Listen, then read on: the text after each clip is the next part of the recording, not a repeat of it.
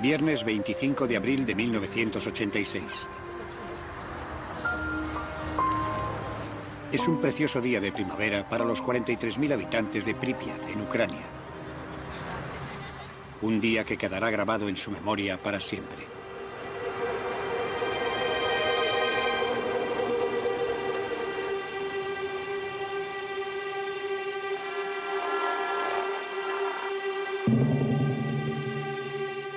A 3 kilómetros de la ciudad se alza la central nuclear Vladimir Ilich Lenin, donde cada día trabajan miles de personas. Esta noche, a los 176 trabajadores del bloque 4 les han encargado realizar un test en un sistema de autoalimentación del reactor. Es algo que podría ahorrar energía. A la 1:23 de la madrugada se desactivan los sistemas de seguridad y comienza el experimento. En el núcleo del reactor se producen una serie de detonaciones. Mientras Pripyat duerme tranquilamente, el suelo de la central empieza a temblar.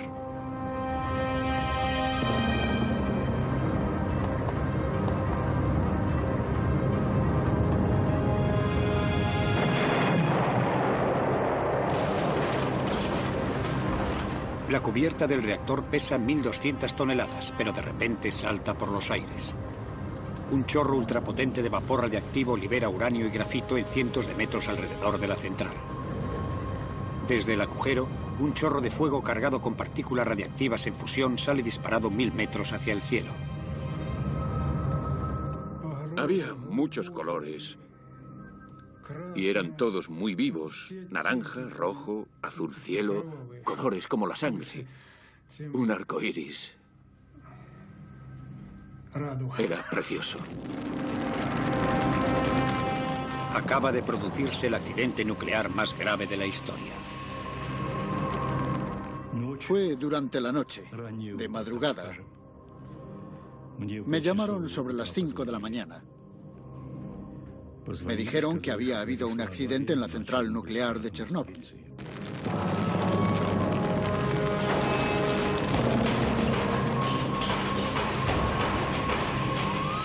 Los primeros bomberos que acuden a sofocar el incendio no cuentan con el equipo protector adecuado. Vierten toneladas de agua sobre este extraño incendio, pero nada parece capaz de extinguirlo. Todos se exponen a dosis de radiación mortales. 2 hombres mueren aquella noche. Otros 28 les seguirán en los 2 meses siguientes. Son las primeras víctimas de Chernóbil. Nadie está preparado para semejante crisis. Durante los 7 meses siguientes, 500.000 hombres lucharán cuerpo a cuerpo contra un enemigo invisible. Será una encarnizada batalla no hecha pública, que se ha cobrado las vidas de miles de héroes anónimos y casi olvidados. Pese a que gracias a esos hombres se evitó lo peor.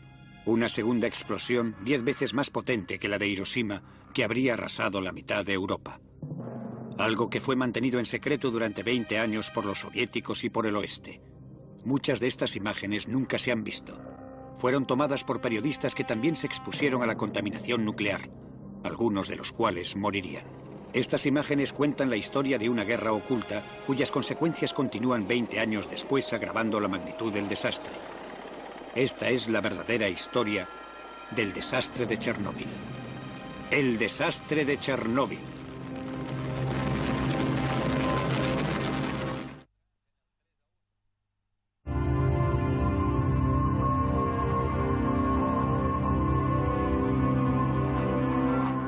Chernóbil, 26 de abril de 1986. A primera hora de la mañana, las nubes ya han sido contaminadas por la columna radiactiva que se eleva 1000 metros hacia el cielo. Igor Kostin es fotógrafo de la agencia de noticias Novosti.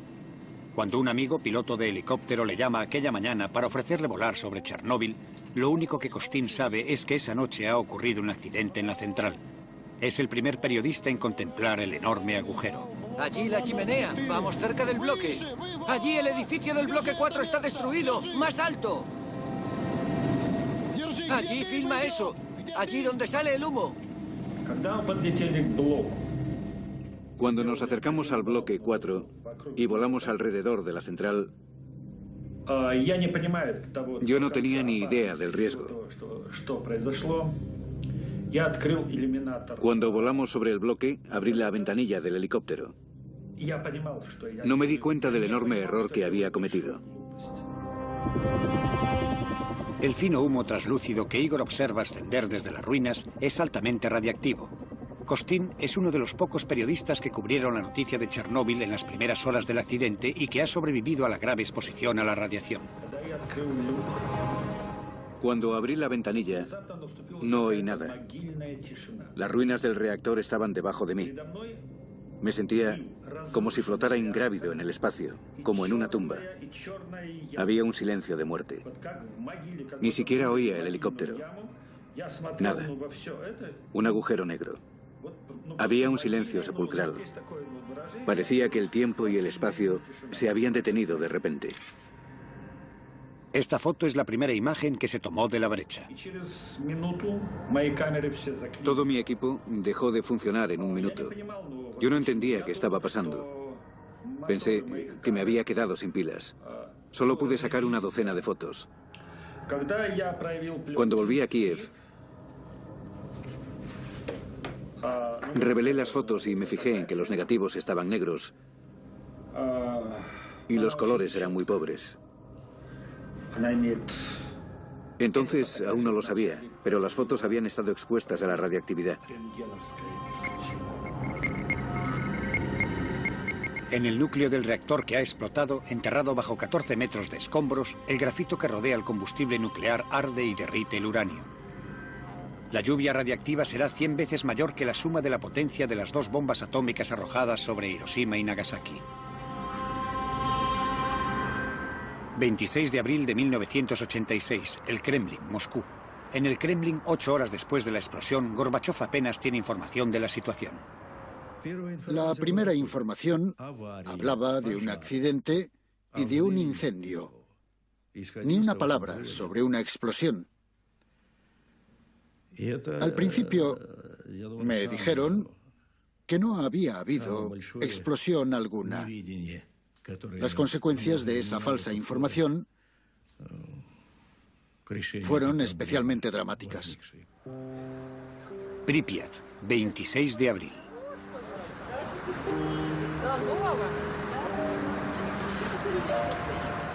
Para los 43.000 habitantes de Pripyat, la vida transcurre como siempre. No saben nada del desastre que se ha producido a 3 kilómetros de distancia. La información que teníamos era que todo era seguro, incluido el reactor. Cuando le pregunté al académico Alexandrov, me dijo que el reactor era absolutamente seguro, que hasta podríamos colocarlo en la Plaza Roja, que sería como poner un samovar, como meter unas cabezas de ganado en la Plaza Roja. Pripyat, 26 de abril. En Pripyat corren rumores de que por la noche se ha producido un incendio en la central y de que hay muertos, pero no se ofrece ninguna información oficial. Los flashes blancos de estas imágenes son resultado de la radiactividad que afectó a la película. La gente apenas presta atención a los soldados que se despliegan por la ciudad con el rostro cubierto por máscaras.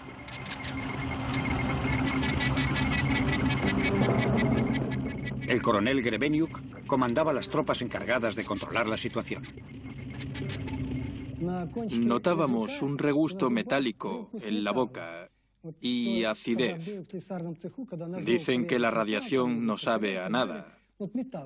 Solo posteriormente nos daríamos cuenta de que ese era el sabor del yodo radiactivo. Pero en un primer momento no sabíamos de qué se trataba, aunque nunca olvidaré el sabor del yodo radiactivo. Mientras los niños siguen jugando en las plazas, los hombres del coronel Grebenyuk se pasan todo el día tomando las primeras lecturas de radiactividad en la ciudad. En aquella época la radiactividad se medía en Roentgen.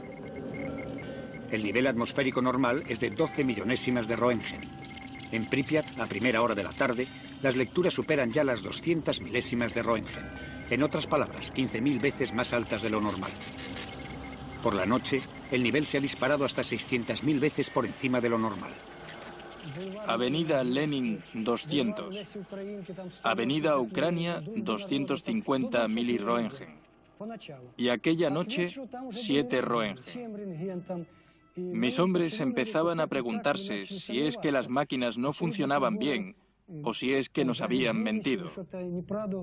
Entonces no sabíamos que el reactor seguía ardiendo y que la radiación aún se estaba extendiendo, que subía al cielo y se extendía. Este mapa está sellado con plástico porque aún es radiactivo.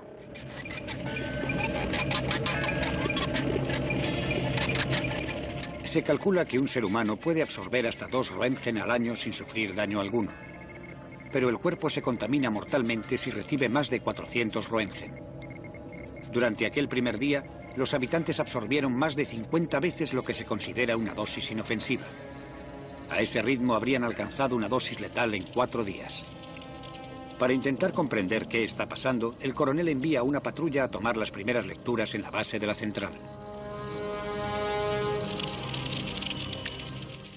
Sus primeras lecturas se grabaron en este mapa. 2080 Röntgen. Yo estaba preocupado por mis hombres. ¿Cómo podía enviarles allí dentro? A estos niveles astronómicos, 15 minutos son suficientes para que un ser humano absorba una dosis letal de radiación. Moscú, Instituto Kurchatov. En el Instituto Nuclear, las cifras provocan una conmoción. Nunca se ha visto tal nivel de radiactividad. Gorbachov crea inmediatamente una comisión gubernamental formada por los máximos expertos del país en energía nuclear. La dirige el académico Legasov, un físico nuclear de fama internacional, quien inmediatamente parte hacia Chernóbil encabezando la delegación científica. Esperábamos que pudieran evaluar la situación rápidamente, pero durante los primeros días no pudieron decirnos nada. Era una situación dramática. Estábamos reunidos esperando información. Les pedíamos información, pero eran incapaces de decirnos nada. 20 horas después de la explosión, el nivel de radiactividad continúa subiendo. A estas alturas, la población debería sellar puertas y ventanas e ingerir tabletas de yodo para contrarrestar los efectos de la radiactividad. Sin embargo, esas órdenes no se han dado. Pripyat, 27 de abril. A pesar de que en la ciudad crece la tensión, la población aún no ha sido informada de la situación. En aquel entonces, Yulia Marchenko tenía solo 5 años. Vivía en Pripyat con su familia. Su padre trabajaba en la central. Mis padres me llevaron a la guardería, como siempre.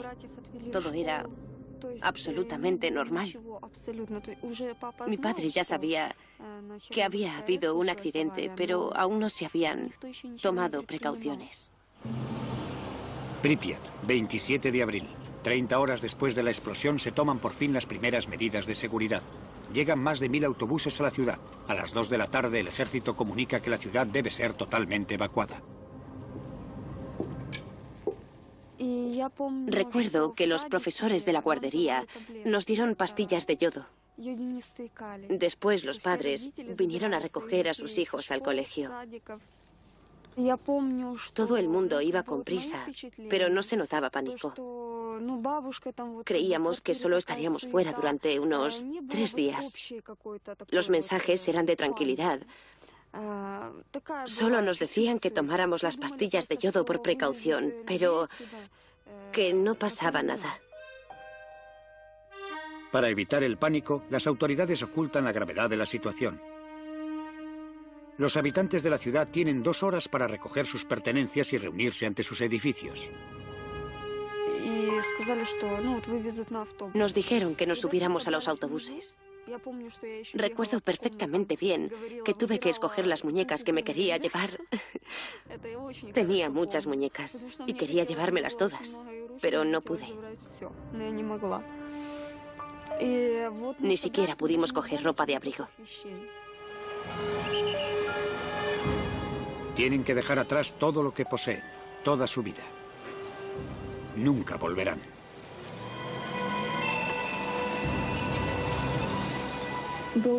Un anciano no quiso marcharse. Se quedó.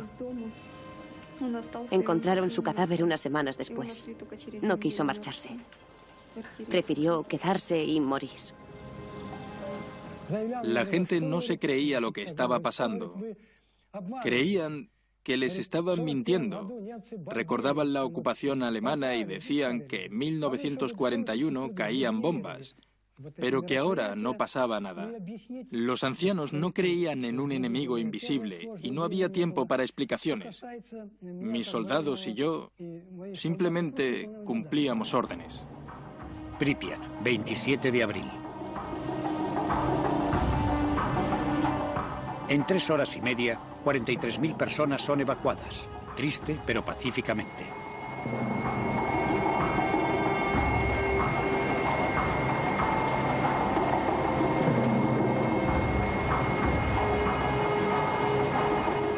Los autobuses trasladan a los primeros refugiados atómicos de Europa. Han estado expuestos a dosis de radiación que podrían alterar la composición de su sangre y engendrar cánceres fatales. Esta ciudad tiene que sobrevivir. Es preciosa. La gente tiene que volver. Volverán un día. Tienen que hacerlo.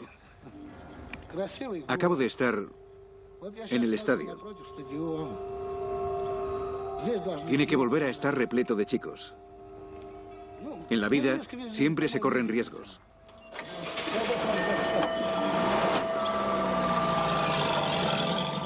«48 horas después del desastre, las únicas personas que quedan en la ciudad fantasma son el personal militar y los miembros de la delegación científica que se hospedan en el hotel de Pripyat.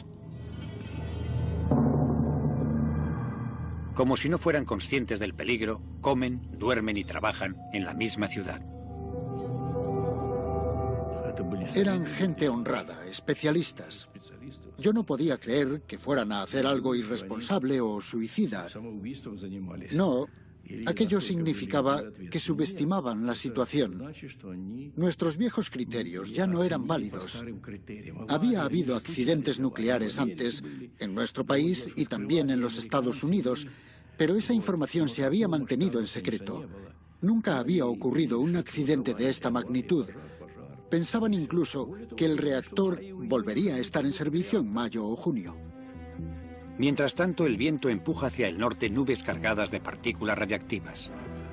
Entre el 26 y el 27 de abril recorren miles de kilómetros sobre Rusia y posteriormente Bielorrusia y el Báltico. El 28 llegan a Suecia, donde el aumento de la radiactividad es detectado cerca de una de las centrales nucleares. Poco después, la televisión alerta a la población. El polvo radiactivo de Chernóbil cae sobre Estocolmo. Las autoridades envían un escuadrón de cazas a tomar lecturas dentro de las nubes. El nivel de radiactividad sugiere que se ha producido un accidente grave en alguna parte. 60 horas después del desastre, la Unión Soviética todavía no ha emitido un comunicado oficial al exterior. La ministra de Energía sueca me llamó por teléfono el lunes a mi oficina de Viena. Me dijo que habían medido un nivel de radiactividad muy alto cerca de la central nuclear de Forsmark, en el este de Suecia, y que habían llegado a la conclusión de que procedía de fuera del país. Me preguntó si nosotros sabíamos algo al respecto. Yo le contesté que no, pero le dije que inmediatamente me pondría en contacto con los demás. Así que llamé a los polacos, que tenían una central nuclear, por si les había pasado algo, y me puse en contacto con los rusos, por supuesto. ¿Qué había pasado? ¿Una explosión? ¿Una nube radiactiva? ¿Una contaminación grave? Era Suecia la que nos alertaba a nosotros de lo que estaba pasando. 3 días después del accidente, mientras Gorbachov sigue intentando reunir datos, los satélites espía europeos y estadounidenses se enfocan a la Unión Soviética y descubren las ruinas de la central ucraniana. El humo que emana del agujero se percibe claramente con las cámaras de visión térmica. La noche de aquel lunes, 28 de abril, recibimos un mensaje del señor Petrosian, director de la Comisión de Energía Atómica rusa, en el que nos comunicaba el accidente. Y al mismo tiempo los rusos comunicaban la información al mundo. Obviamente, en el Politburó decidimos inmediatamente que era vital que nos informaran de todos los hechos a partir de ese momento. Así que llamé al KGB, les pedí que siguieran todo lo que estaba pasando y que informaran de las conversaciones que mantenían los científicos.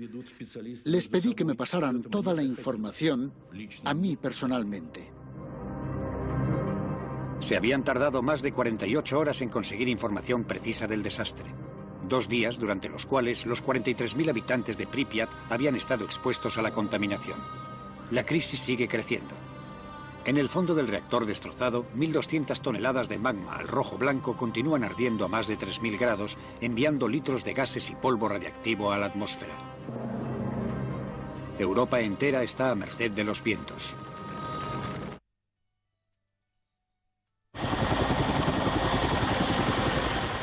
Vale, estamos listos.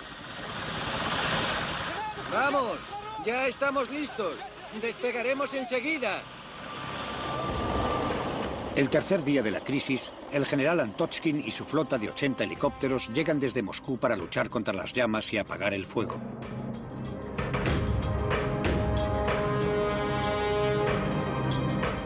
A su llegada, el general vuela a 200 metros de altitud sobre el reactor destrozado. A causa del incendio, la temperatura a aquella altura estaba entre los 120 y los 180 grados centígrados. Nuestro dosímetro, el instrumento para medir la radiación, solo llegaba hasta los 500 Roentgen. La aguja se estaba volviendo loca, se salía totalmente de la pantalla. Creo que había al menos unos 1000 Roentgen a una altura de 200 metros. Incluso a esa altitud, media hora de exposición podría resultar fatal. La fuerte corriente de aire caliente radiactivo que sale del reactor hace imposible acercarse más. Tendrán que improvisar una forma de cumplir su objetivo. Mirad qué humo. Tenemos que llegar hasta allí, pero la temperatura sigue siendo demasiado alta. Tal vez deberíamos usar nitrógeno. Había que hacer algo lo más rápidamente posible. Apagar el fuego y sellar el reactor para poder acercarse lo suficiente y hacer el resto del trabajo. Además, había que cerrarlo para impedir que el polvo radiactivo se propagara. El viento lo estaba arrastrando. Teníamos que actuar y rápido. Comienza un gigantesco ballet. Los pilotos de élite que participaban en la guerra de Afganistán regresan inmediatamente para pilotar los helicópteros, desde los que los soldados arrojan sacos de arena de 80 kilos a las llamas con las manos desnudas. Esperan sofocar el fuego llenando el reactor con toneladas de arena y ácido bórico que neutraliza la radiación. El primer día 110 salidas, el siguiente 300. El nivel de radiación sobre el reactor es de más de 3.500 Roentgen, casi 9 veces la dosis letal. Algunos de los pilotos realizan hasta 33 vuelos en un solo día. Cada vez que salían, recibían 5 o 6 Roentgen. Si eran lentos, incluso más. Tras arrojar 6, 7, 8 sacos, estaban empapados de sudor por el calor. Tras unas cuantas misiones, mis soldados iban a lavarse y a comer, pero al rato empezaban a vomitar.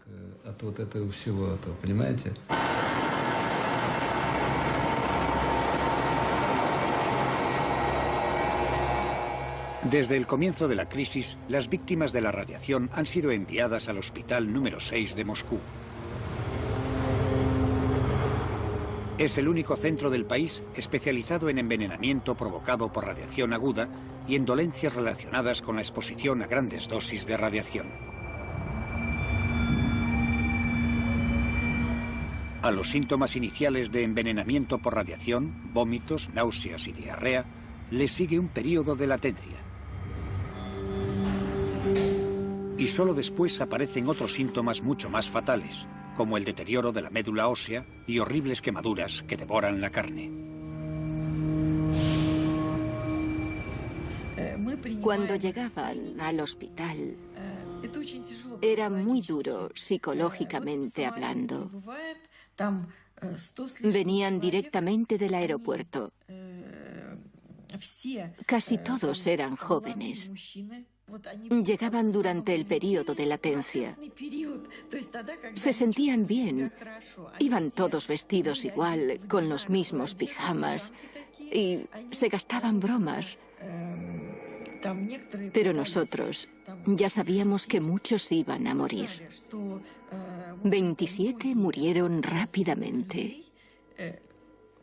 Todos habían recibido enormes dosis de radiación y sufrían quemaduras que amenazaban sus vidas. Los cuadros clínicos se iban haciendo cada vez más graves. Y poco a poco, los enfermos se iban deteriorando cada vez más hasta morir de un modo horrible. Durante 15 años, solo las primeras víctimas serían reconocidas por las autoridades.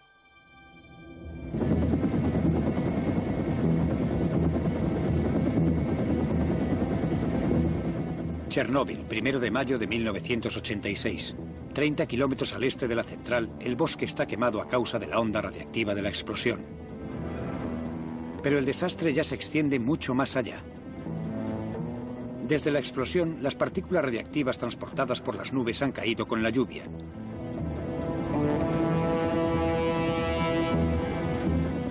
La contaminación se extiende como las manchas de un leopardo y afecta a Ucrania, Bielorrusia y Rusia. El 1 de mayo, el viento cambia y resultan contaminadas también zonas de Kiev, como se observa en este mapa elaborado con las lecturas tomadas por los hombres del general Grebenjuk. Las zonas gravemente contaminadas aparecen en rojo, rodeadas por zonas en las que el nivel de radiación era normal. Pero la población sigue sin conocer la situación. Solo hay una noticia, una pequeña reseña en el fondo de la página 3 del diario Pravda, en la que se minimiza el accidente y se afirma que el peligro ha pasado. El cielo se nos caía encima y allí estábamos, actuando como si no pasara nada, siguiendo adelante con las celebraciones del 1 de mayo. Era como si el país se negara a reconocer la situación. Ese fue el segundo aspecto del enorme desastre de Chernóbil. 6 días después del accidente, a pesar de que los niveles de radiación superan varias veces los valores normales, las autoridades animan a los ciudadanos a participar en las celebraciones del 1 de mayo, incluso en zonas que saben gravemente contaminadas. Yo presencié las celebraciones del 1 de mayo de 1986 con mis propios ojos. Yo estuve allí, fui testigo de aquel desfile de la muerte. Fue el desfile de la muerte. Fueron muertes terribles.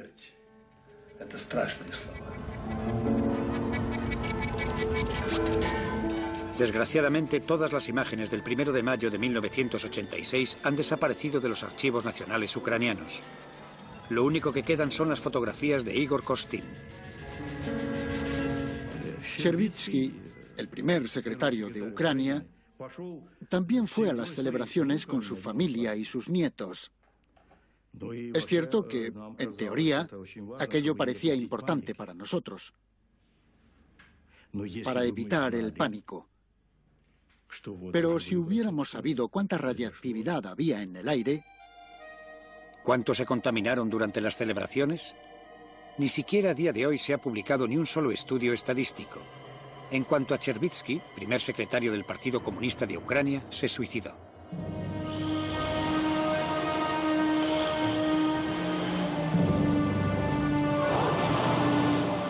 Una semana después de la explosión, el éxodo continúa.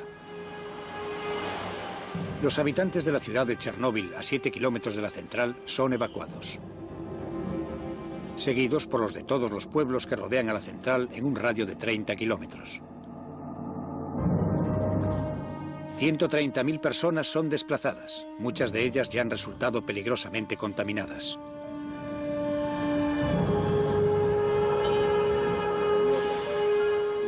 Una zona de 300.000 hectáreas a caballo entre Ucrania y Bielorrusia es evacuada bruscamente y aislada del resto del mundo.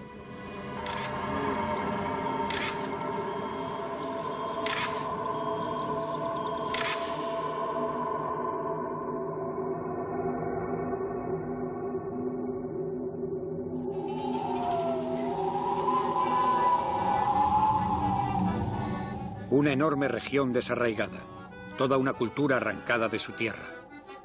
Un mundo arrasado en apenas unos días por un enemigo invisible.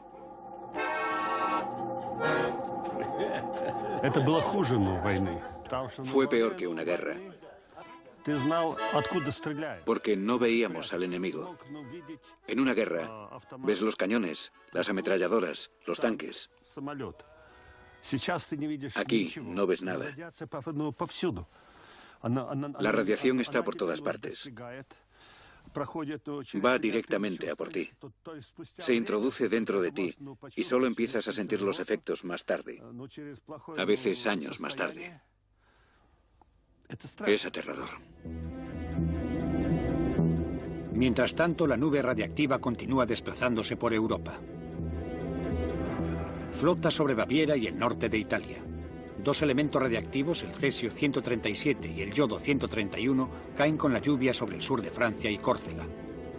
Las cosechas y los pastos resultan gravemente contaminados.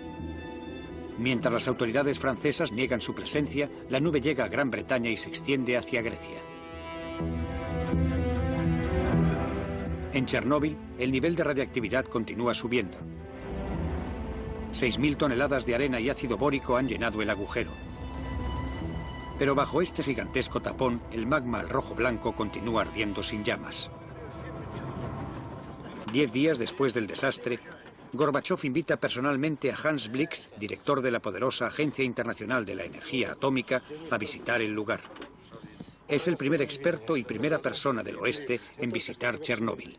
Acaba de sobrevolar el reactor de Chernóbil. ¿Cuáles son sus impresiones? Hemos visto la central desde el aire y hemos comprobado que aún sigue saliendo un poco de humo de la parte dañada. Se habló mucho sobre el riesgo de una segunda explosión. Recuerdo que cuando estábamos en Moscú hubo un amigo, un pariente de uno de mis expertos, que le llamó y le dijo que había el rumor de que el segundo reactor podía explotar.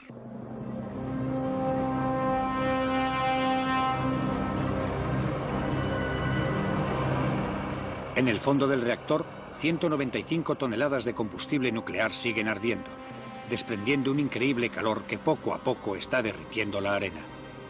En la superficie del tapón empiezan a aparecer grietas. Cuando tapamos el agujero, la temperatura empezó a subir.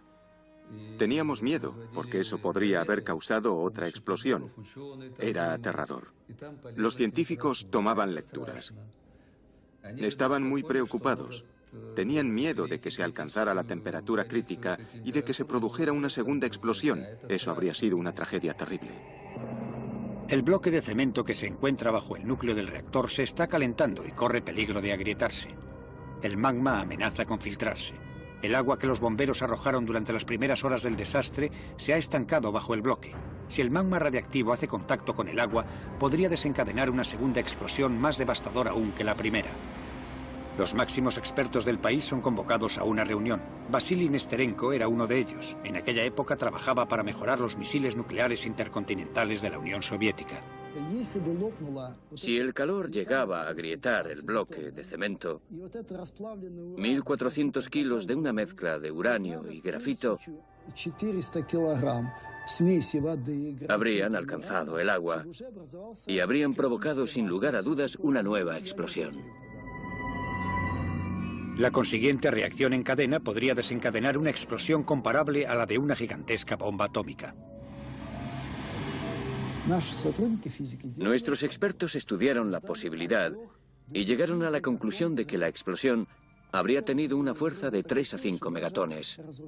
Minsk, que está a 320 kilómetros de Chernóbil, habría quedado arrasada y toda Europa inhabitable. Teníamos que detener, de la manera que fuese, el proceso. Si continuaba el proceso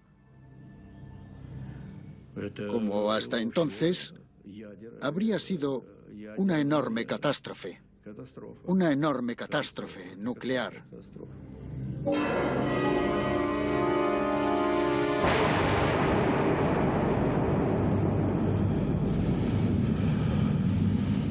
Esta segunda explosión habría ido acompañada por una segunda onda de choque y un enorme ascenso de la radiactividad que se habría cobrado miles de vidas en cuestión de horas. Gracias a Dios que no ocurrió. Había trenes con más de 1000 vagones en Minsk, Gomel y Kiev, listos para evacuar a la población. La situación es crítica. En Moscú, la Comisión de Estado decreta 2 medidas de emergencia. Primera, enviar un batallón de bomberos a drenar el agua que se encuentra bajo el reactor. Posteriormente se les reconocería como héroes nacionales, pero padecerían las secuelas de la radiación el resto de sus vidas. Segunda, sellar la brecha de forma más efectiva para bajar la temperatura de una vez por todas. En 2 días, los hombres del general Antochkin arrojarán 2.400 toneladas de plomo en el reactor. Cuando empezamos a arrojar plomo, la temperatura bajó de inmediato. Se absorbió bien y selló el agujero a medida que se derretía, y por lo tanto había menos radiación. Pero parte de ese plomo se derrite al entrar en contacto con la llamarada y se evapora a la atmósfera. 20 años después, sus huellas aún son visibles en los niños enfermos de Chernóbil. Hoy es una decisión muy criticada. Pero, dada la situación, no había una solución mejor. Y todos los que participaron, civiles o militares, oficiales o no, trabajaron con gran generosidad. Yo tomé parte en la primera etapa y puedo decirles que había que hacerlo. Aquello fue heroísmo. Durante esta operación, 600 pilotos resultan contaminados fatalmente por la radiación. Todos ellos morirán. Pero con tanto esfuerzo apenas se ganan unos días. Aunque ha sido totalmente cubierto, el fuego no se ha extinguido. Sobrevolándolo en helicópteros no se resuelve el problema. Hay que acercarse más, bajar a la brecha. ¿Pero cómo?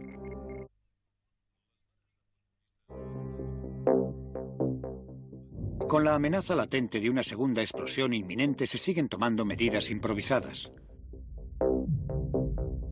Los planos de la central revelan que es posible llegar a la zona activa a través de los túneles de cemento por los que discurren el cableado y las tuberías. Una delegación de técnicos del Instituto Kurchatov se aventura en el laberinto. Es difícil avanzar. Parte de los túneles se ha desplomado durante la explosión. Perforan la cubierta del cuarto reactor con un soplete e introducen detectores de radiactividad, termómetros y cámaras. El resultado es aterrador. Los niveles de radiación son astronómicos y sus peores temores se confirman. El magma al rojo blanco ha agrietado el bloque de cemento y se ha filtrado en el hueco vacío. Y amenaza con hundirse aún más. Había entre un 5 y un 10% de peligro de explosión. Habíamos drenado el agua que había bajo el reactor, pero teníamos que hacer algo más. Había que colocar algo bajo el reactor para impedir que el magma se filtrara. Había que colocar algo que impidiera que se hundiera. El magma sigue filtrándose cada vez más en el subsuelo arenoso sin que nada se lo impida. Y bajo el reactor se extiende un enorme acuífero que suministra agua a todo el país.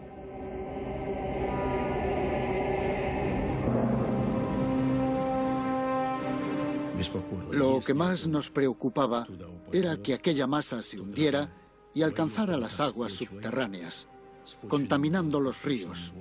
Pripyat, el Dnieper, Kiev, el Mar Negro. Teníamos que encontrar una solución como fuera. Se considera emprender una nueva operación, pero supondrá la pérdida de más vidas. El 12 de mayo de 1986, 17 días después de la explosión inicial, los mineros de Toula, una localidad situada a 1000 kilómetros de Chernóbil, reciben una visita del Kremlin, el ministro de Industria y Minas. El ministro nos habló sobre el accidente de Chernóbil Nos dijo que necesitaban mineros de nuestra región, de la cuenca de Moscú. Nos dio 24 horas para recoger nuestras cosas. Al día siguiente, nos llevaron en autobús desde esa plaza hasta el aeropuerto de Moscú. El 13 de mayo, nuestros camaradas ya estaban trabajando en Chernóbil.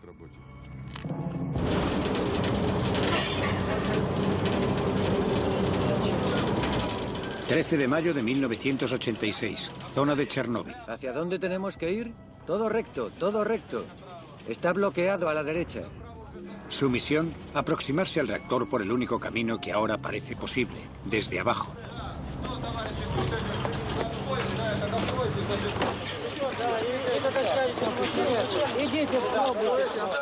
Todos en el puesto de mando dentro de 5 minutos. Nuestra misión era la siguiente: excavar un túnel de 150 metros desde el tercer bloque hasta el cuarto. Después haríamos un hueco de 30 metros de largo, otro túnel de 30 metros de largo y 30 metros de ancho para que cupiera un dispositivo de refrigeración que enfriara el reactor. Para limitar su exposición a la radiación, los mineros excavan 12 metros hacia abajo antes de acercarse al reactor en llamas. Construyen una sala de 2 metros de altura y 30 de ancho, en la que se instalará un complejo sistema de refrigeración a base de nitrógeno líquido.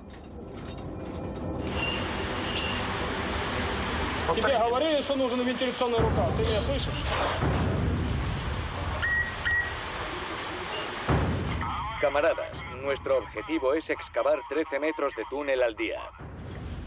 En un mes, 10.000 mineros de Rusia y de las regiones mineras de Ucrania bajan al túnel. Tienen entre 20 y 30 años. En el interior del túnel, que no tiene ventilación, la temperatura alcanza los 50 grados centígrados y la radiactividad está a un mínimo de 1 Roentgen por hora. Trabajábamos sin ningún equipo protector. Los mineros no podían usar mascarillas para respirar porque los filtros se empapaban a los pocos minutos de estar trabajando. Así que todo el mundo se las quitó y siguió trabajando sin ellas y sin camisa. Bebíamos agua de botellas abiertas, lo que era malísimo porque el cuerpo ingería directamente las partículas radiactivas. Uno de nuestros camaradas se tragó un grano de arena que era altamente radiactivo. Murió. ¿Cómo podemos saber lo que hemos respirado o ingerido? Lo más duro era la falta de oxígeno y el increíble calor. Hacía calor, calor y calor.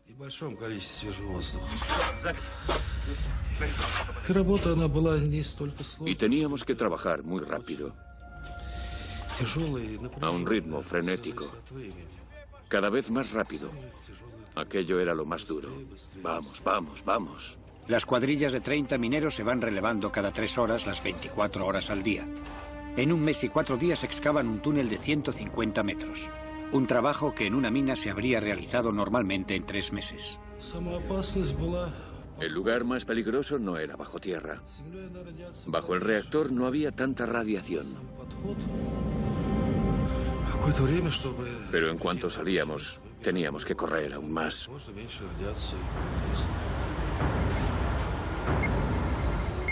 La radiactividad en la boca del túnel es 300 veces más alta. Ningún minero se libra de quedar expuesto a ella. Y a ninguno se le informa de los verdaderos riesgos que corre.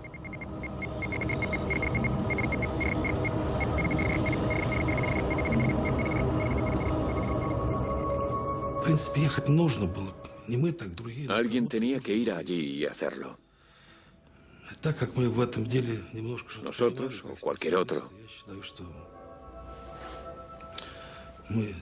Cumplimos con nuestro deber. ¿Debimos hacerlo? Es demasiado tarde para juzgarlo. Yo no me arrepiento de nada. Hice lo que debía. Los mineros cumplen su misión, pero el sistema de refrigeración nunca llega a instalarse bajo el reactor. La cámara subterránea finalmente se rellena con cemento para solidificar la estructura. La versión oficial es que los mineros recibieron entre 30 y 60 Roentgen, pero los supervivientes mantienen que recibieron hasta 5 veces más. Se calcula que un cuarto de esos hombres murieron antes de cumplir los 40 años. 2.500 vidas perdidas que no aparecen en ninguna estadística oficial. Mientras los mineros siguen cavando bajo el reactor, Hans Blix y las autoridades soviéticas convocan una rueda de prensa en Moscú. Quisiera decirles, en nombre de la IAEA, que hemos expresado nuestro profundo pesar por el trágico accidente, la pérdida de vidas y los daños que ha causado. Y hemos acordado con las autoridades soviéticas una reunión en Viena para realizar un análisis post-accidente. Ante 500 periodistas de todo el mundo se anuncia una conferencia internacional que se celebrará en Viena, donde los soviéticos han accedido a compartir todos sus datos sobre el desastre. El efecto más importante de la rueda de prensa fue que el pueblo ruso sintió que podía creer en nosotros. Estaban acostumbrados a tener un gobierno al que no le creían ni una palabra, y a que los accidentes y los desastres se suprimían. No se sabía nada sobre ellos. Y lo que supieron sobre este les preocupó, porque aún podría ser peor. Aunque ya era bastante malo, eso seguro. Pero ahora sentían que en estas personas podían confiar, así que fue una victoria para la Glasnost.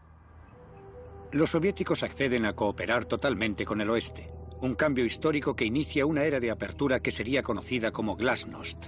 Una victoria política para Gorbachov que la necesita enormemente, porque en Chernóbil, aunque el incendio ya está controlado, la grieta y las toneladas de escombros altamente radiactivos siguen expuestos a los elementos.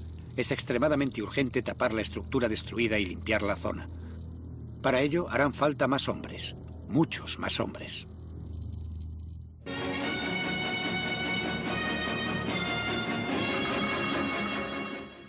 Buenas noches, camaradas. 14 de mayo de 1986, 18 días después del desastre, Gorbachov se dirige por fin al pueblo soviético.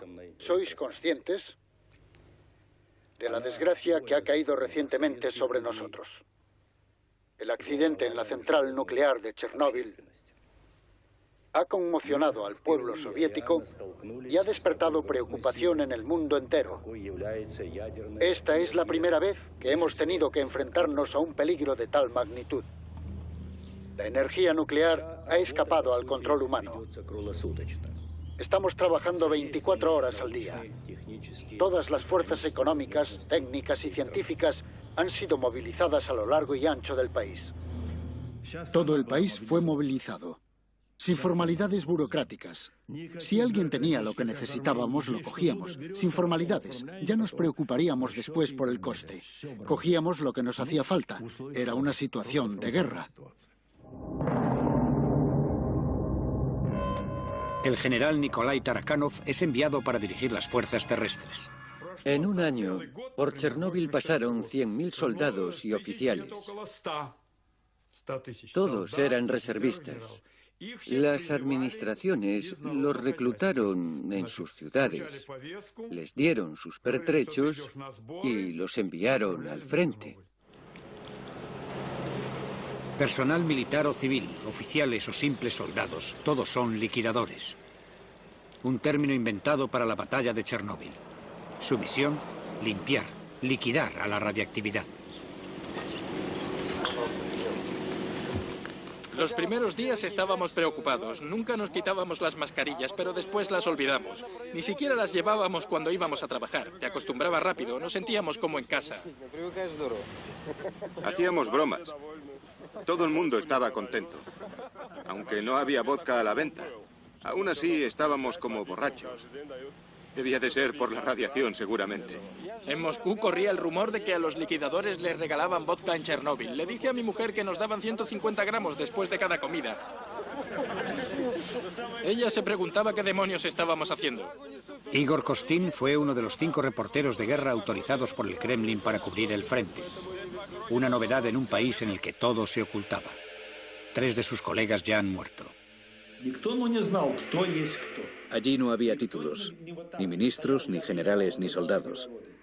Nadie decía, soy general, haz lo que te digo. Todo el mundo hacía lo que podía.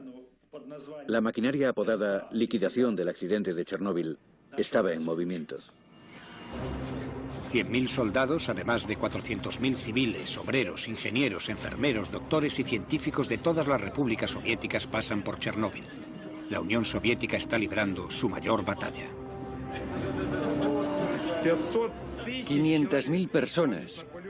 El ejército de Chernóbil era un ejército más numeroso que el de Napoleón.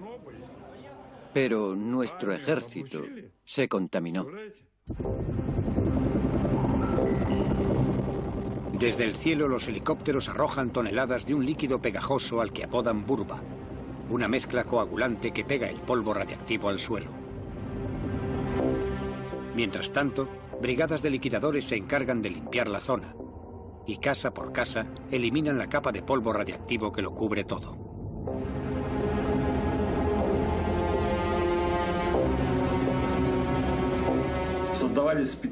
Se formaron escuadrones de caza. Patrullaban el campo y patrullaban los bosques con rifles, matando a perros y gatos.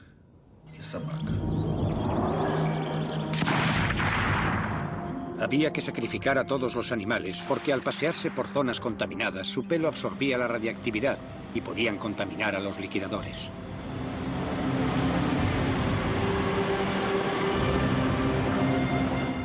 En esta casa vive un hombre. No la destruyan. Las últimas aldeas de la zona en las que aún queda alguien son evacuadas. Las casas son derribadas una por una y enterradas.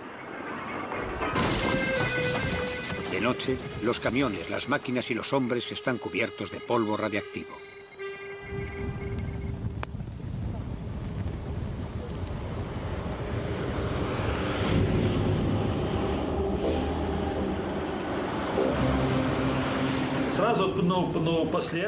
Nos lavábamos 5 o 6 veces en cada ducha. Nos ayudábamos unos a otros. Usábamos una esponja de cáñamo y el jabón más fuerte que había disponible. Nos frotábamos como si estuviéramos lavando ropa.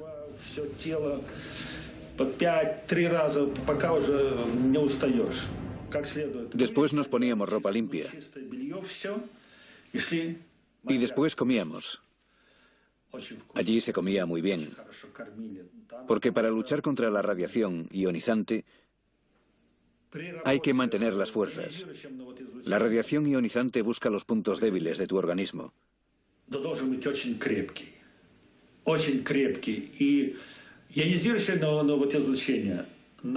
Así encuentra una forma de entrada y te deja fuera de combate.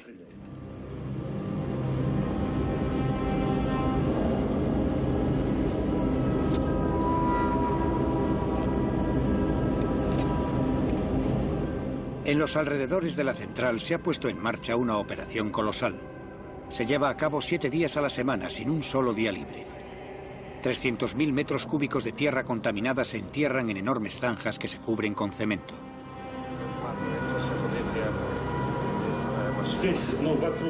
Este lugar, alrededor del reactor 4, es donde se llevaron a cabo las misiones más peligrosas de la zona. 8 semanas después de la explosión, los liquidadores se enfrentan al fondo del problema. Para neutralizar los vertidos tóxicos a largo plazo y evitar que se propaguen aún más, habrá que aislar el reactor averiado. Lev Bocharov fue uno de los ingenieros que diseñaron la enorme estructura que cubriría totalmente el cuarto reactor. Un sarcófago de acero y hormigón de 170 metros de longitud y 66 de altura.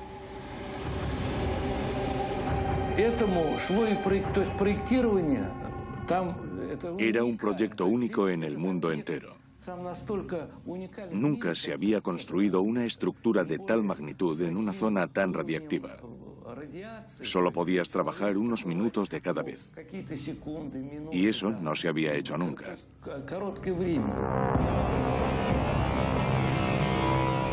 Es un reto enorme. ¿Cómo se construye una estructura enorme en un lugar en el que los seres humanos solo pueden trabajar durante unos minutos o incluso segundos en cada turno? Esta situación totalmente nueva exigirá más improvisación de parte de los liquidadores y pondrá más vidas en peligro.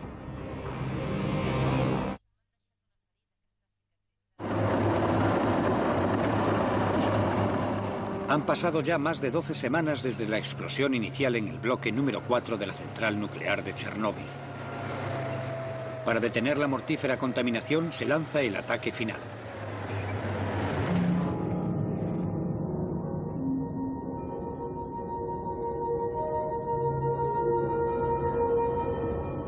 La radiactividad en este sector es tan alta que solo se pueden enviar máquinas a control remoto.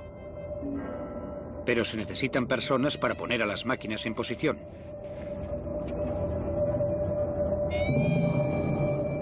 Los trabajadores solo pueden quedarse unos minutos para no recibir una dosis fatal de radiación. Con cada segundo que transcurre, sus vidas están más amenazadas. Aquí está uno de los vehículos blindados.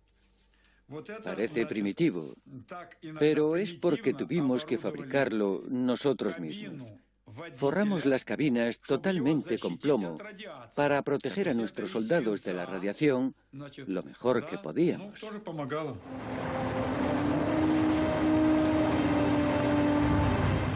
Las piezas metálicas de la estructura son prefabricadas. Algunas se crean a cientos de kilómetros de distancia y luego se traen una a una para el montaje. Es un rompecabezas extraordinario. Vigas de 150 toneladas y 70 metros de longitud. Contrafuertes de 45 metros de altura. Esa es la grúa de Mach 4000.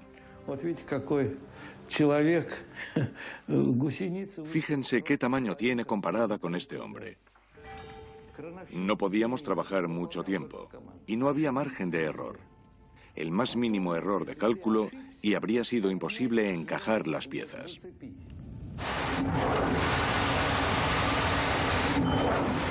A pesar de las dificilísimas condiciones, los trabajos avanzan. Para fabricar la estructura se usan 100.000 metros cúbicos de cemento. Pero el descubrimiento de un nuevo problema obliga a detener los trabajos. El tejado de la central está cubierto de trozos de grafito altamente contaminado. Septiembre de 1986, tejado del reactor número 3. Fíjense en esa pieza que está ahí caída. Ese es el problema. 500 Roentgen. Y esa de allí, 1000. Vamos, ya es suficiente. Tenemos que salir de aquí. Venga, vamos, vámonos de aquí. Estos trozos de grafito envolvían barras de uranio. Salieron volando del reactor durante la explosión. Un solo trozo emite radiactividad suficiente para matar a un hombre en menos de 1 hora. Hay que eliminarlos antes de poder continuar con la construcción.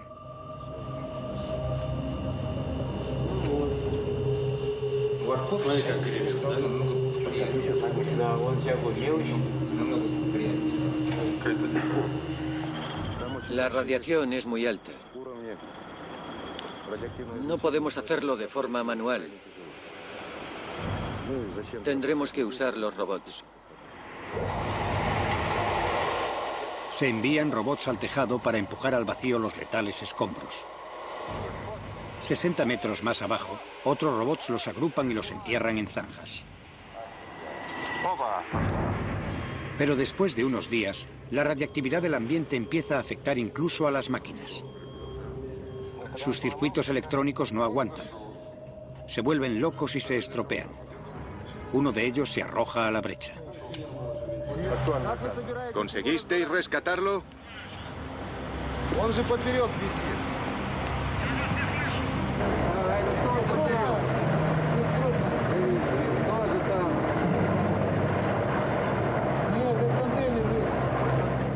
En el tejado, las máquinas robóticas ya no son una opción.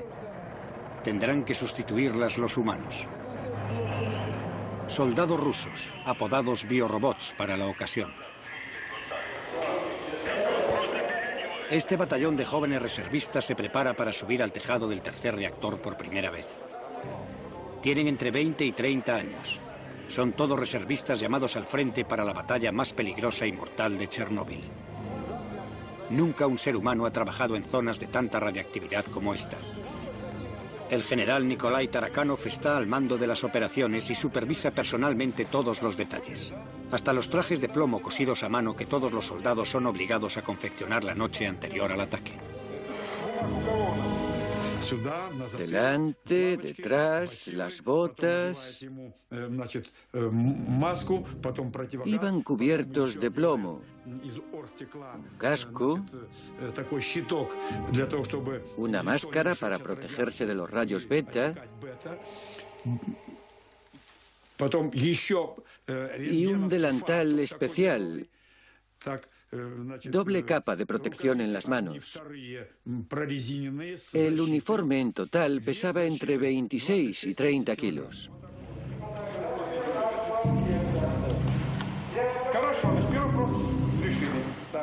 ¿Os habéis hecho los análisis médicos? ¿Sí? ¿Han descubierto algún problema? Vale, entonces todo listo. Camaradas, quiero que sepáis que estuve en el tejado hace 2 días con un oficial. Y una cosa está clara. Puedo deciros que no hay nada de lo que tener miedo. Obviamente alguna gente no quería ir, pero les obligaron porque eran reservistas. Tenían que ir. Para mí no había ninguna duda. Tenía que cumplir con mi deber. ¿Quién lo iba a hacer por mí? ¿Quién iba a limpiar este desastre para que la radiactividad no se extendiera por todo el mundo? Alguien tenía que hacerlo. 2 semanas y media de infierno. Pero el infierno solo duraba de 2 a 3 minutos para cada soldado. O a veces incluso solo 40 segundos, cuando la radiación era demasiado alta. Fuimos muy cuidadosos a la hora de calcular el tiempo para salvar las máximas vidas posibles. Cuando suena la sirena, un equipo de 8 soldados y un oficial sube rápidamente al tejado. Su misión es sencilla: palear los escombros radiactivos lo más rápidamente posible y tirarlos desde el tejado. Con precisión. Con precisión.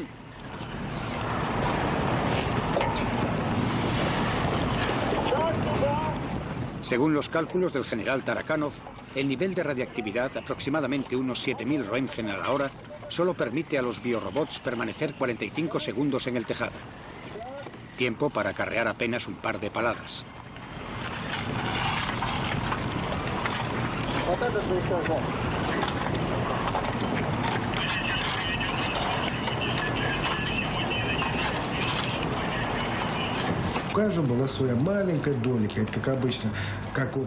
Éramos como hormigas. En cuanto unos acababan su tarea, otros ocupaban inmediatamente su lugar. Todo el mundo hacía su trabajo, por pequeño que fuera. Y así fue como todos juntos logramos combatir a la radiactividad.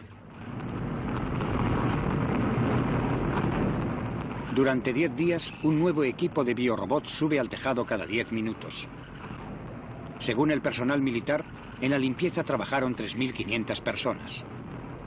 Algunos, como Igor Kostin y Konstantin Fedotov, subieron al tejado 5 veces.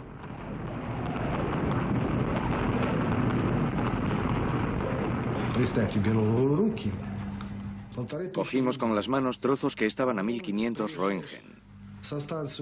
Después de un día de trabajo nos dolían las manos y no éramos capaces de cerrar el puño.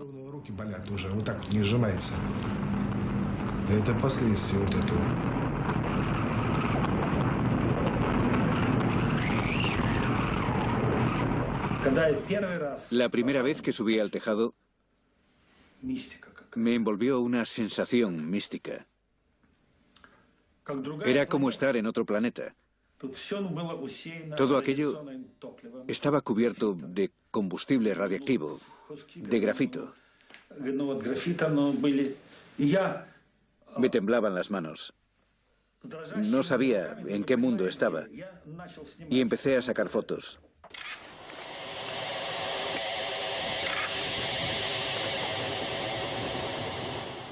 Si miramos de cerca, vemos restos de la radiación en la película. Yo sujetaba la cámara así y aquello salía de la Tierra así.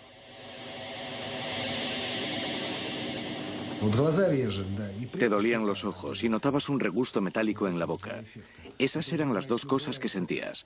Y cuando sentías eso, sabías que habías recibido más de tu dosis. No notabas los dientes. Notabas un regusto a plomo en la boca. Hacías así, pero no oías nada. Todo estaba cubierto de plomo. Incluso hoy, 20 años después, aún sigo notando ese regusto a plomo en la boca.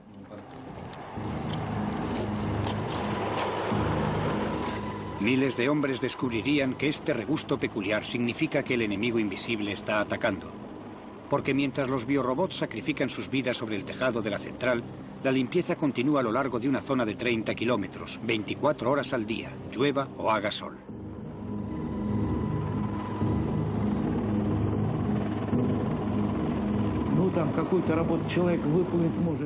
Para el trabajo que normalmente haría un hombre en una hora, en Chernóbil hacían falta 60 personas.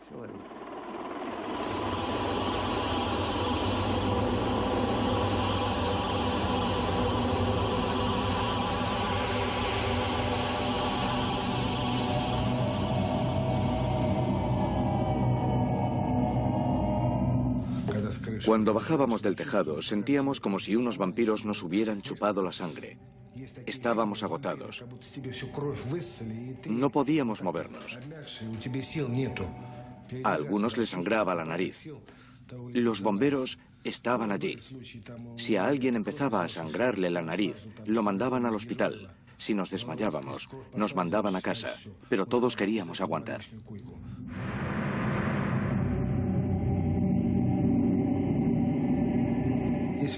En aquella época éramos jóvenes y fuertes. Desde entonces, nuestra salud va de mal en peor. Lo hemos perdido todo.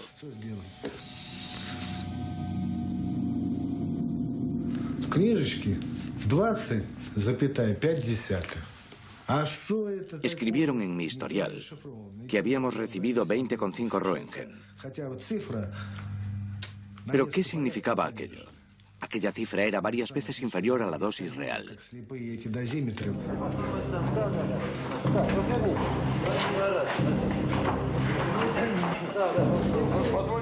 Veterano Kosov, gracias por tu trabajo. Te deseo buena salud, felicidad y que te conviertas en un buen oficial. En señal de agradecimiento, los soldados reciben un certificado de liquidador del ejército y un bono de 100 rublos. El equivalente a unos 85 euros actuales.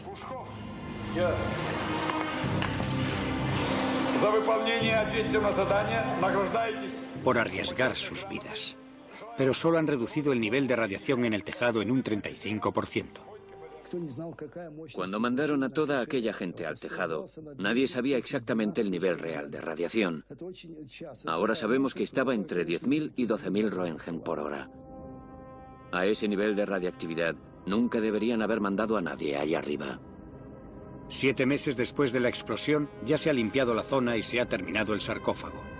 500.000 personas, entre militares y civiles, han participado en la operación. Le dije a la comisión que, por haberse enfrentado a esos niveles de radioactividad,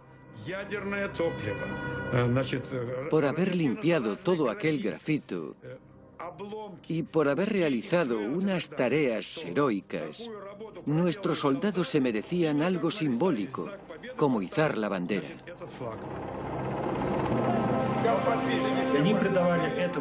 Izar la bandera era como izar la bandera en el Reichstag. Cuando el Ejército Rojo venció al fascismo. Para ellos, La bandera era un símbolo de su triunfo sobre la radiactividad.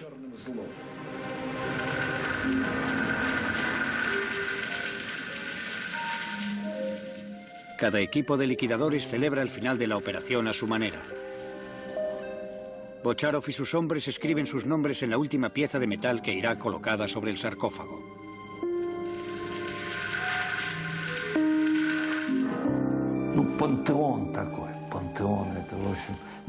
Nuestro sarcófago es un panteón, una tumba, un mausoleo.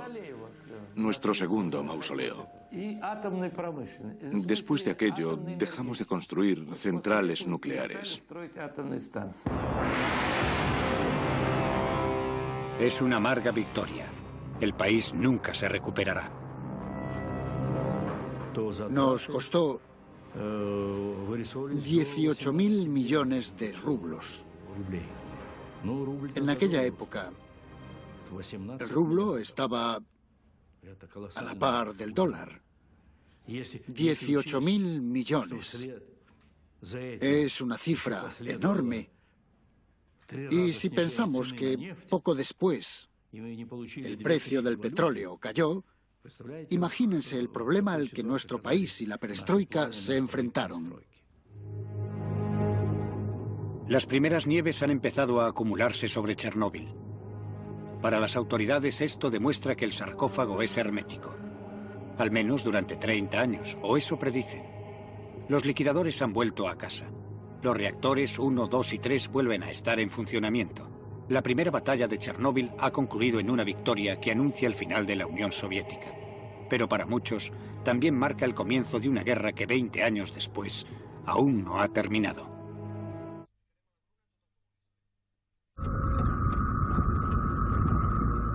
Veinte años después, Pripyat sigue siendo una ciudad fantasma. Acompañada por Igor Kostin, Yulia quiere ver el apartamento en el que vivía con su familia hasta el trágico día de la evacuación.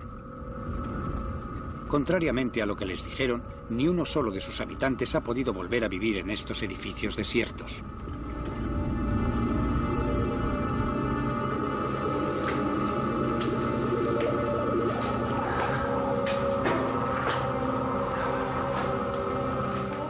No reconozco los dibujos de mi madre.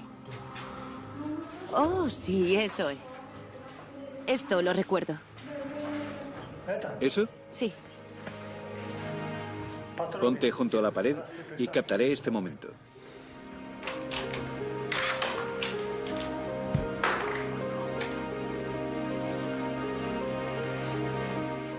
A Igor Kostin, la visita también le trae recuerdos dolorosos.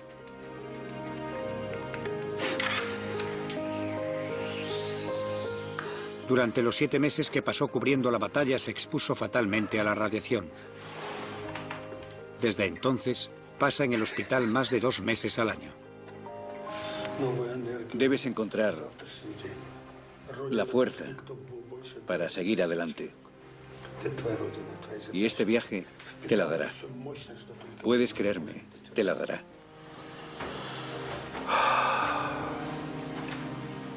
Esto ha marcado mi vida para siempre.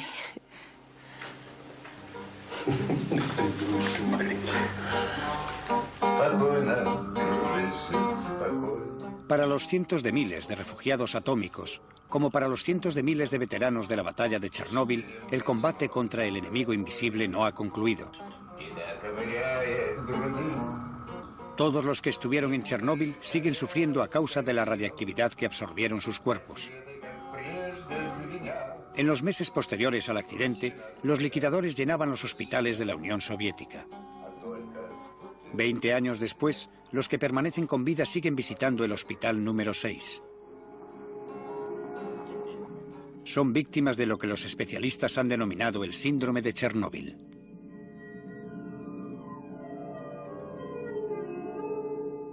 Tenemos una gran cantidad de secuelas en el corazón, el estómago, el hígado, los riñones, el sistema nervioso. Nuestros cuerpos se descontrolaron por los cambios metabólicos causados por la exposición a la radiación y a los agentes químicos. Cuando volvieron a casa, los liquidadores estaban exhaustos. Fueron incapaces de volver a la vida normal. 20 años después, muchos de los que sobrevivieron están discapacitados y no pueden trabajar. Y las autoridades parecen ignorar su situación y recortan el dinero de sus prestaciones. Los veteranos de la guerra de Afganistán siguen vivos, mientras nosotros nos consumimos lentamente. He escrito un poema sobre ello.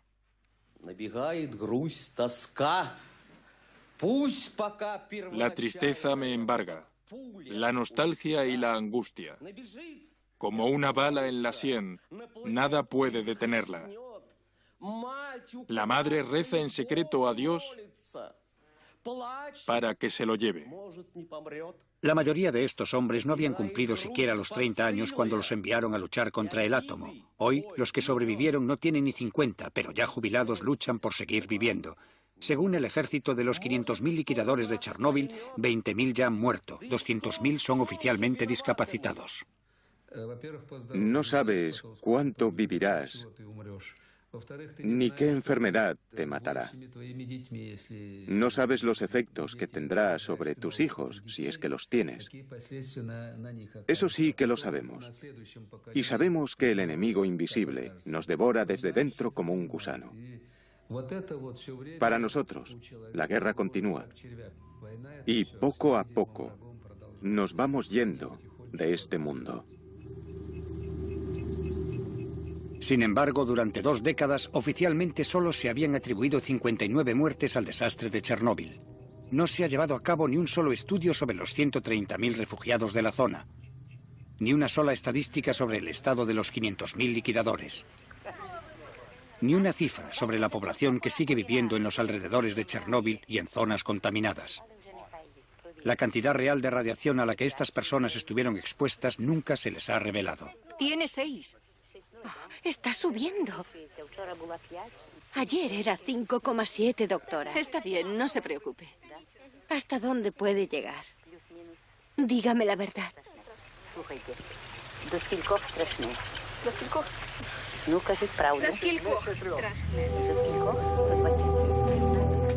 Cuando el Imperio Soviético se disolvió en 1991, una diputada del Soviet Supremo descubrió el encubrimiento sistemático de las verdaderas consecuencias de Chernóbil. Aprovechando la anarquía que reinaba en el país, consiguió hacerse con una copia de ciertos documentos secretos. 600 páginas de un informe al Comité Central, escrito cuando la batalla de Chernóbil estaba aún en pleno fragor. Cuando leí estos documentos, descubrí que todo había pasado de una forma muy diferente. Me di cuenta de lo grandísima que era la mentira que nos habían contado los líderes del partido. En el documento 12 consta que el 12 de mayo de 1986 ya habían sido hospitalizadas 10.198 personas. 345 mostraban señales de radiolesiones. Sin embargo, al mismo tiempo, nos estaban diciendo que todo iba bien, que no era nada grave. Entonces, me di cuenta de la magnitud de las mentiras. Según Ala, otro párrafo revela que las autoridades cambiaron arbitrariamente los criterios, multiplicando por 5 las dosis de radiación que se consideraba aceptable para el organismo humano. Al subir las dosis, de repente la gente se curaba milagrosamente. Les daban de alta en el hospital y los mandaban a casa. Fue algo criminal. La tendencia a manipular los números no era cosa solo de los soviéticos. A finales de agosto de 1986 se celebró a puerta cerrada y presidida por Hans Blix la primera conferencia internacional sobre Chernóbil. No se permitió la entrada al anfiteatro de periodistas ni observadores. La delegación rusa estaba presidida por Legasov, el hombre que había estado al frente de la comisión gubernamental durante la batalla de Chernóbil. Cuando le encargamos la preparación del documento para la Agencia Internacional de la Energía Atómica, le dimos orden de informar de todo y elaboró un informe muy detallado que dejó a todo el mundo en estado de shock. Legasov habló durante 3 horas. Su informe concluía que en las décadas siguientes habría que esperar unas 40.000 muertes por cánceres causados por Chernóbil. El bloque del oeste se negó categóricamente a aceptar esos cálculos, lo que espoleó una genuina negociación este-oeste. Estos son cálculos teóricos, basados en el modelo de Hiroshima. Ese modelo dice que si tienes determinada radiactividad, sabemos por Hiroshima que el efecto a largo plazo será X muertos. Y si la multiplicas, asumes que se multiplicará. Esos son cálculos. Pero creo que no son exactos, no son empíricos. Una vez más, las cifras eran sorprendentemente flexibles. Al final de la conferencia ya no se hablaba de 40.000, sino de 4.000 muertes probables. Casi 20 años después, en septiembre de 2005, esta cifra se convirtió en el balance final del desastre. Los más firmes oponentes a la política de transparencia de los soviéticos fueron los franceses, quienes llegaron a negar que la nube radiactiva pasara por su país. ¿No ha pasado sobre Francia, entonces? No, no hay ninguna razón en absoluto para preocuparse. No hay absolutamente ningún peligro para la salud pública. 20 años después, en Francia y especialmente en Córcega, se detectan casos de cáncer de tiroides de la misma naturaleza y gravedad que los detectados en las zonas próximas a Chernóbil. El elemento más peligroso que salió del reactor de Chernóbil no fue el cesio ni el plutonio, sino las mentiras. La mentira del 86, como yo la llamo. Una mentira que se propagó como la radiactividad por todo el país y por el mundo entero. El 27 de abril de 1988, segundo aniversario del desastre, Legasov, que tanto había trabajado para desvelar toda la verdad, decidió poner fin a su vida.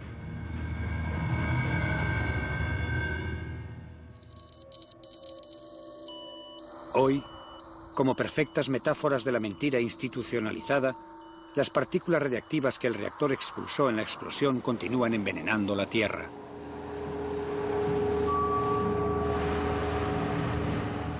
Veinte años después del desastre, la zona de Chernóbil sigue siendo inhabitable.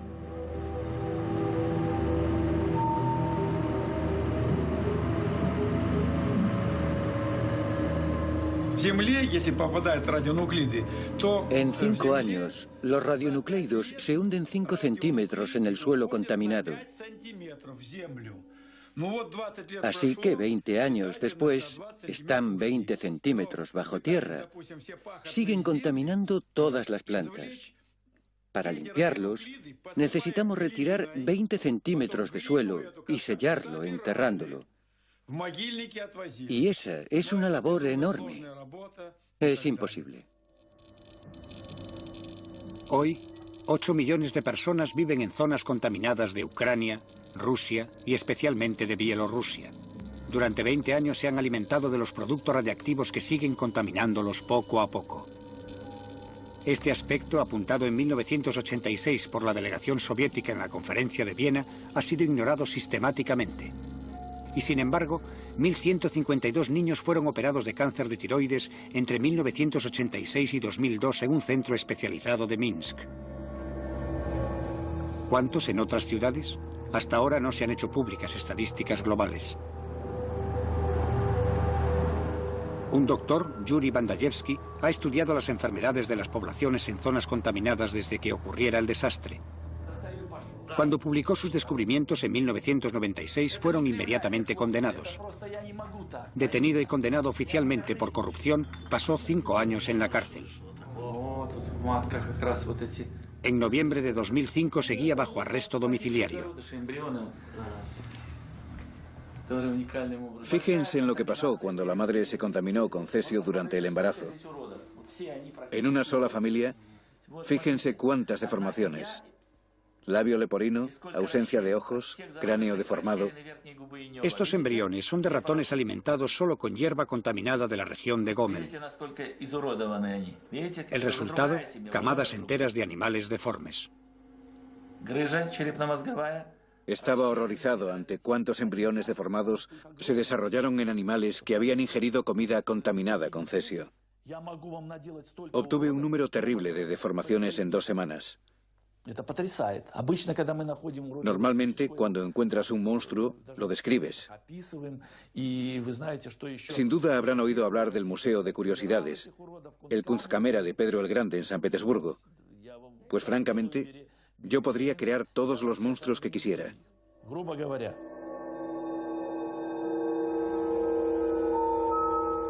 No ha habido ningún estudio oficial de mutaciones genéticas derivadas de Chernóbil. A pesar de los miles de abortos que tuvieron lugar durante los meses inmediatamente posteriores al desastre, parece haber cientos de niños que sufren los efectos de la radiación. Las deformaciones que vemos en estos niños son similares a las de los ratones de Bandayevsky. En Bielorrusia, 300.000 niños sufren actualmente las consecuencias de la contaminación. ONGs como la Cruz Verde Internacional, fundada por Gorbachov tras abandonar el gobierno en 1991, han abierto centros de tratamiento y apoyo para las víctimas de Chernóbil.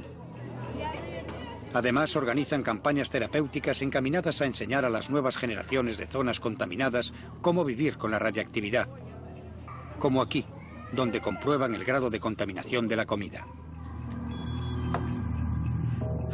¿Cuántos años va a durar esto? ¿800 años? 800 años. Hasta que nazca un segundo Jesucristo. Hasta su regreso. Sí. Chernóbil jugó un papel muy importante para todos nosotros. Y por supuesto, debemos seguir buscando y no escatimar en medios.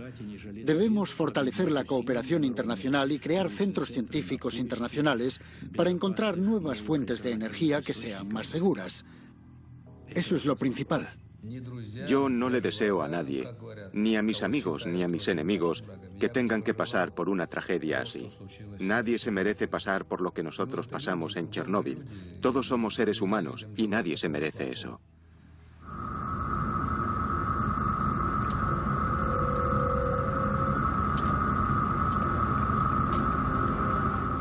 En el corazón de la zona, a 10 kilómetros de la central nuclear, oculto en el bosque, se encuentra Chernóbil 2.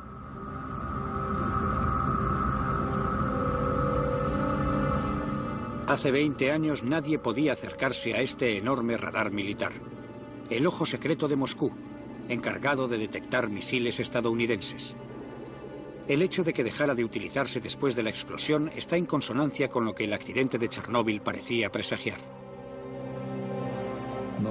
Usar armas es algo terrible. Y las armas nucleares son incluso peores. Chernóbil fue un accidente en el que se vio involucrado un solo reactor. Fue un accidente limitado, cuyas consecuencias aún nos acompañan. Hemos tenido 2 bombas, Hiroshima y Nagasaki, y sus consecuencias aún se sienten hoy en día. Chernóbil nos demostró cuál es la verdadera naturaleza de la energía nuclear que está en manos humanas. Habíamos calculado que nuestro misil más potente, el SS-18, las ojivas atómicas que más temían los estadounidenses. Uno de esos misiles tan solo era tan potente como 100 Chernóbil. Y teníamos 2.700. Eran misiles que teníamos apuntando a los Estados Unidos. 2.700.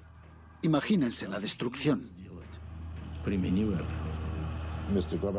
El señor Gorbachov probablemente tenía razón cuando decía que Chernóbil era el ejemplo de lo que pasaba cuando se dejaba suelta a la radiactividad. Y en este sentido sugirió a todo el mundo intensamente que debíamos deshacernos de las armas nucleares. 1 año y medio después de Chernóbil, Gorbachov retiró todas las ojivas nucleares soviéticas con un alcance de entre 500 y 5.000 kilómetros. 10 años después, se ratificó el Tratado de Prohibición de Ensayos Nucleares en todo el mundo, excepto en la India. Chernóbil marcó el principio del desarme para los grandes rivales nucleares del mundo.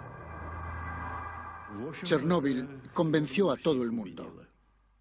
Tanto los soviéticos como los estadounidenses se dieron cuenta de una vez por todas de la magnitud de los volcanes atómicos sobre los que estaban sentados nuestros países. No solo nuestros 2 países, sino el mundo entero.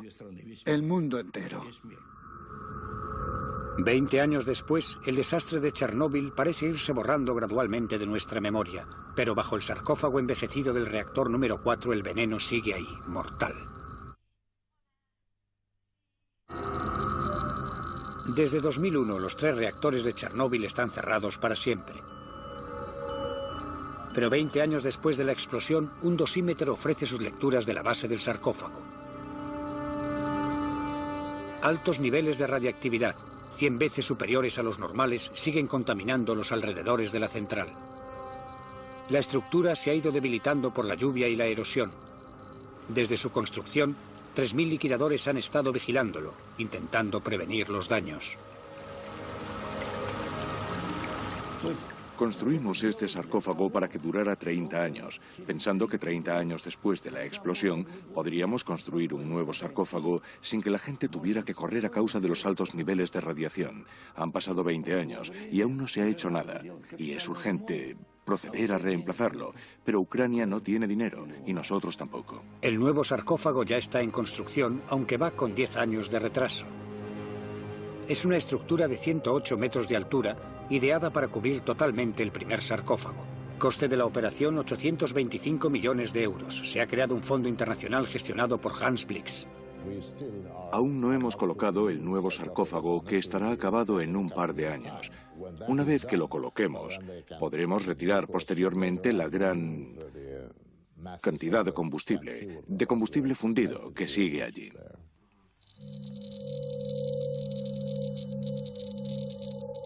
«20 años después de la explosión, a 14 metros de profundidad, el magma enfriado del núcleo del reactor sigue siendo una terrible amenaza. Y seguirá siéndolo en los años venideros».